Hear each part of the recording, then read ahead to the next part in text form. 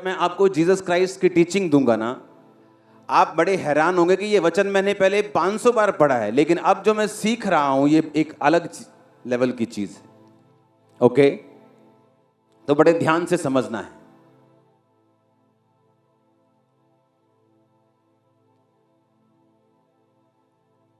Jesus ने कहा मैं तुमसे सच कहता हूं। जब जब भी यीशु मसीह ने ऐसे कोई स्टेटमेंट दी है जहां पे यीशु मसीह ने कहा है मैं तुमसे सच कहता हूं, तो वो बहुत सुनने वाली और ध्यान से समझने वाली चीज है, क्योंकि यीशु मसीह कभी झूठ नहीं बोलते। हाँ, तो जब खास परमेश्वर ने कहा है कि मैं तुमसे सच कहता हूं, इसका मतलब उसके पीछे एक बहुत बड़ा भेद है जो परमेश्वर आपके ऊपर जाहिर करना चाहता है। आमीन। उसने कहा मैं तुमसे सच कहता हूं, अगर कोई पहाड़ से कहे तू उखड़ जा और समुद्र में जा पड़, और अपने मन में संदेह ना करने वरन विश्वास करे कि जो कहता हूं हो जाएगा, उसके लिए वही होगा। आमीन। यीशु मसीह एक जगह जा रहे थे और रास्ते में यीशु मसीह को भूख लगी, और जब यीशु मसीह एक अंजीर के पेड़ के पत्तों को देखकर उसके पास गए और फल नहीं पाया, तो उस पेड़ को बोला आज से तेरा फल कोई ना खाए, और उस जगह से चले गए। और शाम को जब चेलों के साथ अगले दिन वापस आए तो वो पेड़ सूख चुका था, और चेले बहुत हैरान हुए कि प्रभु ये पेड़ सूख कैसे गया। तो जीसस ने कहा अगर तुम इस समुद्र को, पहाड़ को बोलोगे समुद्र में जा पड़, तो वो समुद्र में जा पड़ेगा। तुम्हारे शब्दों में इतनी पावर है। अब सुनो, वो पेड़ सुखाया क्यों परमेश्वर ने? क्योंकि बाइबल में लिखा कि फल का टाइम नहीं था।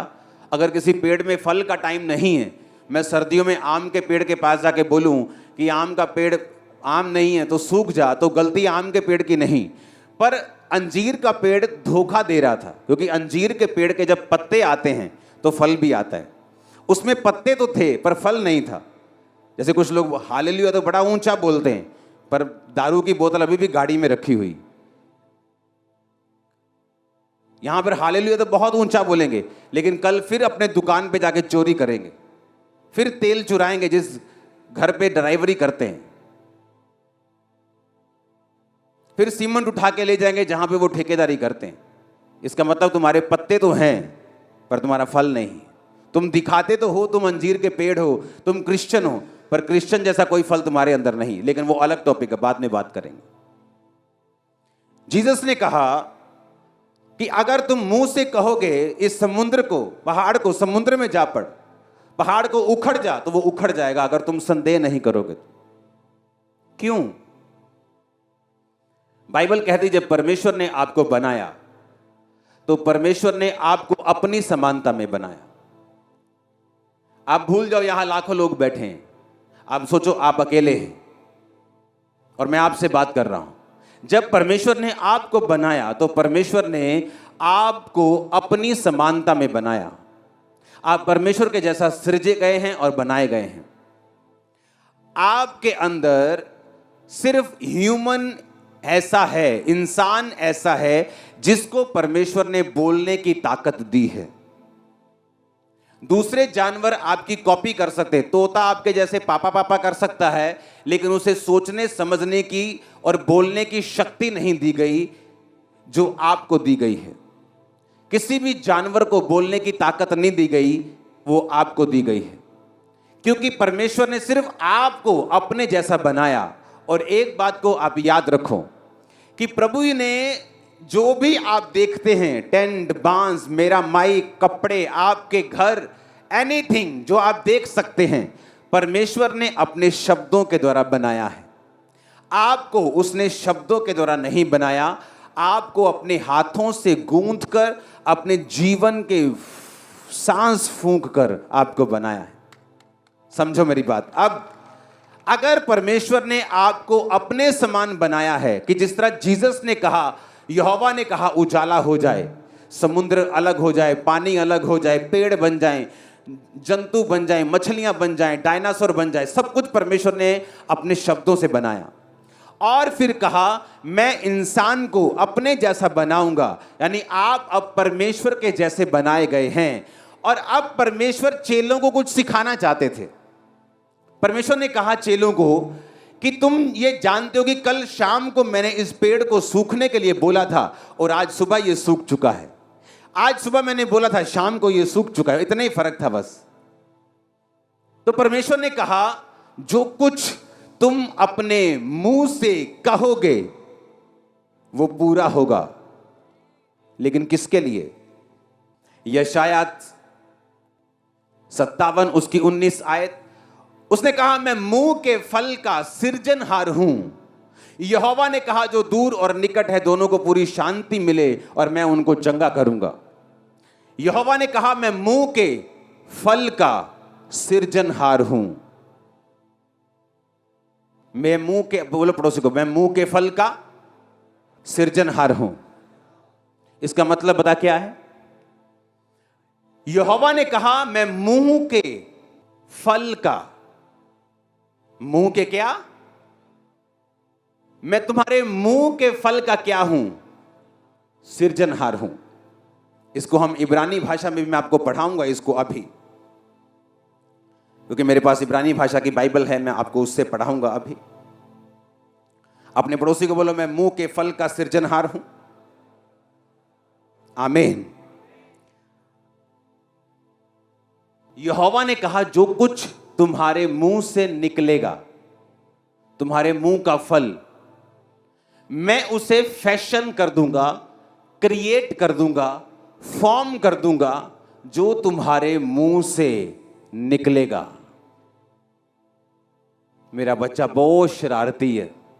कोई दुनिया की ताकत अब उसे शरारती होने से रोक नहीं सकती, क्योंकि वो आपके मुंह से निकल चुका है। मेरा बच्चा बहुत ढीठ है, अब वो ढीठ रहेगा क्योंकि आपके मुंह के फल को परमेश्वर सृज देंगे, क्रिएट कर देंगे, बना देंगे, उत्पत्ति कर देंगे जो आपके मुंह से निकला है। मैं ऐसे लोगों को पर्सनली जानता हूं। इंटेलिजेंट नंबर 1, ईमानदार नंबर 1, लेकिन उनकी एक गंदी आदत थी। जब भी उनको कोई बिजनेस के बारे में पूछता था कैसा चल रहा है, चाहे अच्छा भी चल रहा हो, कहना ठीक है यार, मंदे है थोड़े, काम में लस्सी जा होया। कभी भी मैंने उनको फलवंत होते नहीं देखा उनके बिजनेस में। रीजन, यहोवा ने कहा मैं तुम्हारे मुंह के फल का सृजनहार हूं। तुम्हारे मुंह से जो निकलेगा मैं उसको सृज दूंगा, उत्पत्ति कर दूंगा, उसको बना दूंगा। ओए कल्याणिया, फिर वो कल्याणा ही रहेगा, क्योंकि तुमने बोल दिया। तुमने उस बेटे को कल्याणा बोल दिया, अब वो कल्याणा ही रहेगा, क्योंकि तुम नहीं जानते। परमेश्वर ने कहा अगर तुम इस समुद्र को भी कहो, पहाड़ को भी कहो समुद्र में लजा लग, समुद्र को सूखने के लिए बोलो, पहाड़ को उखड़ने के लिए बोलो, और संदेह ना करो, वो हो जाएगा। कैसे? मैं आपको बताता हूं। अगर जीसस ने कुछ कहा है अपने मुंह से तो वो वेरी वेरी पावरफुल है। हालेलुया।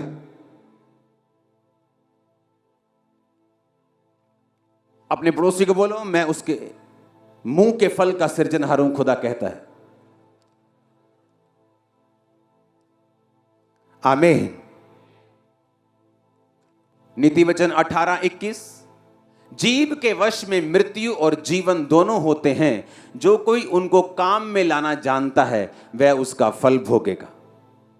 कि जीव के वश में क्या है? मौत और जीवन। एक औरत को बड़ा शौक था खुदा के दासों की सेवा करने का। जब वो रास्ते से निकलता था वो देखती थी कि ये इस रास्ते से निकलता है। बाइबल कहती है उसने उसके लिए कमरा बनवाया, उसके लिए मेज बनवाया, दीवट बनवाया, और बोला कि जब भी आप इधर से जाएंगे तो मैंने आपके लिए 5 स्टार रूम तैयार किया, यहां रुक के जाया करें। वो रुक के गया और बोला अपने असिस्टेंट को, इसे क्या चाहिए पूछ। वो औरत को बुलाया, बोले तुझे क्या चाहिए? तेरे को राजा से तेरी बात करें, तेरी गवर्नमेंट में बात करें, कोई तेरे को फेवर चाहिए, कोई जगह चाहिए, कोई बता। कहती नहीं मुझे कुछ नहीं चाहिए, मैं अपने लोगों में रहती हूँ, फाइनेंशियली ब्लेस्ड हूँ। तो उसका असिस्टेंट बोला इसको बेबी नहीं। उसने कहा जब मैं अगली बार आऊंगा इस साल तेरे बेबी होगा। क्या हुआ? सुनो, बेबी हुआ। बेबी बड़ा हुआ, खेतों में काम करते करते एक दिन बाप के साथ मर गया। जब मर गया तो वो औरत ने क्या किया, अपने सेवक को बोला जल्दी गधा लेके आ। गधा सवारी बाइक होता था तब का। गधा लेके आ और मेरे कहे बिना ढिलाई मत करना। उसका हस्बैंड कहता कहां चली हो, आज ना तो कोई नया पर्व है, ना ही क्रिसमस है, ना ही ईस्टर है, ना ही प्रभु भोज की मीटिंग है, ना ही बड़ी मीटिंग है, किधर चली हो। उसने कहा सब कुशल है। अपने पति को भी नहीं बताया कि बेटा मर गया है। क्यों? उसे मालूम था अगर मैं बोल दूंगी मर गया है तो इसे कोई जिंदा नहीं कर सकता। वो गई, दौड़ के गई। अलीशा ऊपर बैठा पहाड़ के ऊपर, देखा नीचे कि भागी भागा कोई वही लेडी आ रही है, अपने चर्च की मेंबर आ रही है भागी भागी। जा पूछ के आ, सब कुशल से है? तेरा पति कुशल से? हाँ कुशल से। तेरा बच्चा कुशल से? हाँ कुशल से। उसे मालूम था जिसके पास जाके हल होना है उसी को बताऊंगी।